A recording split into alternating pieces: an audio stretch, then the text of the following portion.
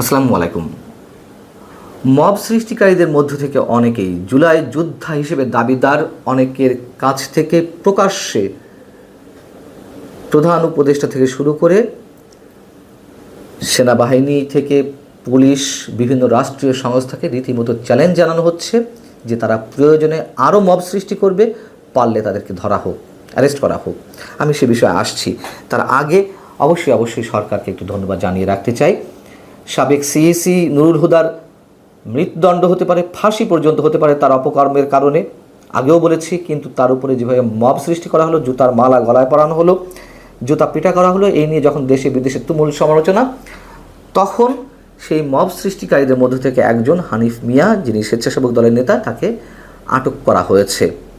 কিন্তু এটি যেন স্রেফ আইওয়াশ না হয়ে থাকে। রাজনৈতিক দলগুলোর পক্ষ থেকেও অনেকে বলছেন সরকারের একটা বিবৃতি মবের বিরুদ্ধে কিংবা কাউকে আটকের মধ্য দিয়ে যে সরকার যেন দায়সারা গোছে দায়িত্ব পালন না করে, সেই কথাটিই বলতে চাইছি। এবং এই কারণেই যারা মবের পক্ষে স্পষ্টতভাবে ঔদ্ধত্যমূলক বক্তব্য হাজির করছে,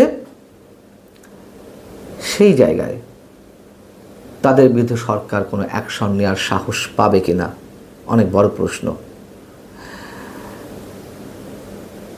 খান জসিম নামে একজন লিখছেন তার ফেসবুক স্ট্যাটাসে, নিজেকে জুলাই যোদ্ধা হিসেবে দাবি করে বলছেন, আমি ধানমন্ডি 32 ভাঙছি, আমি নুরুল হুদাকে জুতা মারছি, আমি জসিম স্বৈরাচারের যে কোনো কুলাঙ্গারকে পাইলে জুতা মারব, সাহস থাকলে আমাকে মব বলে গ্রেফতার করো সুশীলের বাচ্চারা। সরি, এই ইনফর্মাল শব্দটা উচ্চারণ করতে বাধ্য হলাম যেহেতু তার স্ট্যাটাসে এগুলো লেখা। খান জসিম তার ফেসবুক পেজে আরও একটি স্ট্যাটাস দিয়েছেন, এরকম অনেকগুলো দিয়েছেন। তার মধ্যে আরও একটি হচ্ছে, যদি বলে মব তাহলে সবচেয়ে বড় মব ধানমন্ডি 32 ভাঙচুর, এর পরের মব হাসনাতের নেতৃত্বে শাহবাগে। ইন্টারিমের সুশীল দণ্ড তখন জাগ্রত হয়নি, কারণ তখন মব করেছে ইন্টারিমের আপনা লোকেরা, নিজ লোকেরা। এখন যেই দেখছে মব করেছে বিএনপি নেতারা, সেই ইন্টারিম সুশীল দণ্ড জাগ্রত হয়ে গেছে। এতদিন কোনো মবের জন্য কাউকে গ্রেফতার করেনি, কিন্তু এইবার 24 ঘন্টার মধ্যে গ্রেফতার, কারণ আসামি স্বেচ্ছাসেবক দলের নেতা।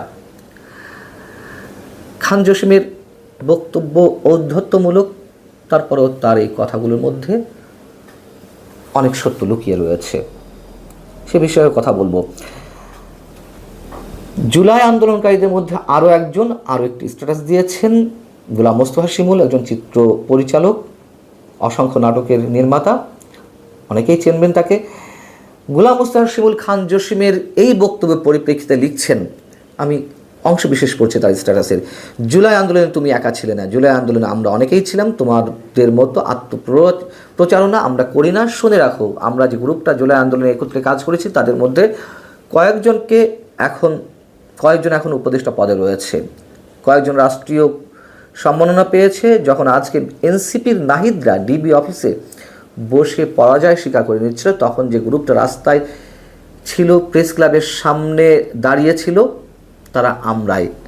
হাসিনা পালানোর পর কোথাও নিজেকে দাবি করি নাই যে হাসিনা বিরোধী আন্দোলনে আমরা অন্যতম সৈনিক, কারণ আমরা ফায়দা নিতে চাই না, আমরা দেশকে স্থিতিশীল অবস্থায় দেখতে চাই। বিপ্লবের পরে দেশের মালিকানা তোমাদেরকে দেওয়া হয়নি, দেশ আমাদের সবার। অবশ্যই চরম সত্য কথা বলেছেন গোলাম মোস্তফা শিমুল। যারা চরমভাবে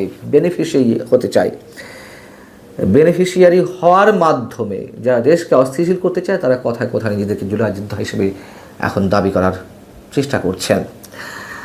এখন বিষয় হচ্ছে যে, যেহেতু নুরুল হুদাকে জুতা পিটা করার পরে, তার উপরে মব সৃষ্টি করার পরে গভীর রাতে সরকার একটা বিবৃতি দিয়েছিল যে যারা তাকে শারীরিকভাবে লাঞ্ছিত করেছে, আইনের পরিপন্থী এবং ফৌজদারি অপরাধ সৃষ্টি করেছে, এ ধরনের মব সৃষ্টিকারী, উশৃঙ্খল পরিস্থিতি সৃষ্টিকারী যে কাউকে আইনের আওতায় আনা হবে, এমনটা ঘোষণা দিয়েছিল। তার পরিপ্রেক্ষিতে জসিম খানদের মতন অনেকেই স্ট্যাটাস দিয়েছেন, ঔদ্ধত্য প্রকাশ করছেন মবের পক্ষে।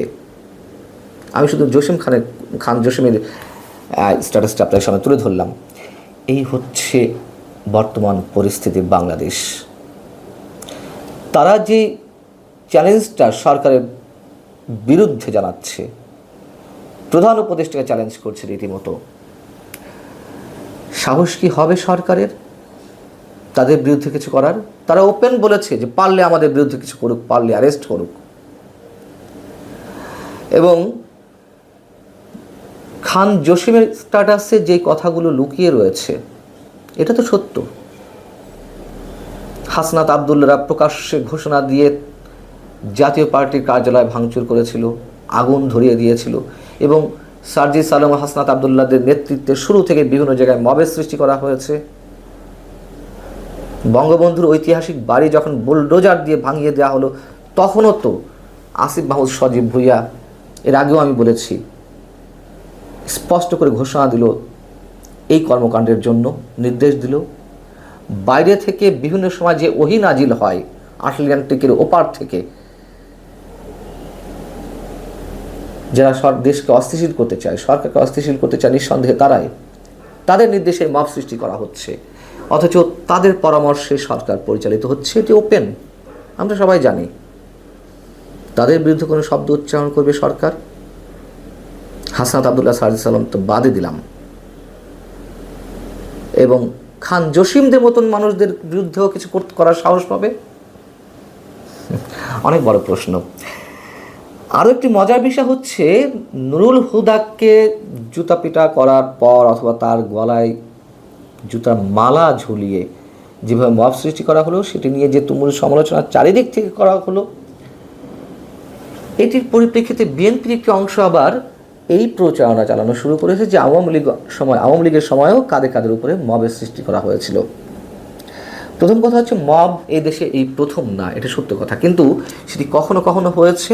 এটি এখন ভয়ঙ্কর বিষ বৃক্ষ আকারে ছড়িয়ে পড়ছে। মানুষ আতঙ্কিত, ঘর থেকে বের হতে গেলে কোন অজুহাতে, কোন উছিলায় তাদের উপরে এই ধরনের আক্রমণ চালানো হয়। এখনকার মব জায়েজ করার কি আছে? এবং এইগুলো যখন তুলে আনা হবে তাহলে তো 54 বছরের ইতিহাস একটার পর একটা আসবে এবং এইগুলো জায়েজ হয়ে যাবে। আর দ্বিতীয় কথা হচ্ছে যে ওইগুলো তো রাজনৈতিক প্রতিহিংসা ছিল, এখনও রাজনৈতিক প্রতিহিংসা, কিন্তু এখন যেহেতু আওয়ামী লীগ শব্দটা উচ্চারণ করা মানেই অপরাধ, আওয়ামী লীগের পক্ষে কথা বলা মানেই তিনি অপরাধী, যে বা যারা এই ধরনের সমর্থন করবে আওয়ামী লীগকে, তাদেরকে পেলেই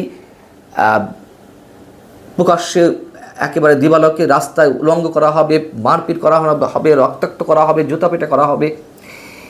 এইগুলো তো ছিল না, এইগুলো ছিল না। অবশ্যই আওয়ামী লীগের নেতাকর্মীরা বিএনপির নেতাকর্মীদের উপর চড়াও হয়েছে, রক্তাক্ত করেছে, অনেক কিছু হয়েছে। আবার বিএনপির সময় বিএনপিও তো করেছে, সে ধরে নিলাম যে আওয়ামী লীগ করেছে, কিন্তু এখন কেন এই অপচেষ্টাগুলো, এগুলো আবার নতুন করে নিয়ে আসার, এই তুলনাগুলো তুলে ধরার? ভালো থাকুন সবাই, আল্লাহ হাফিজ।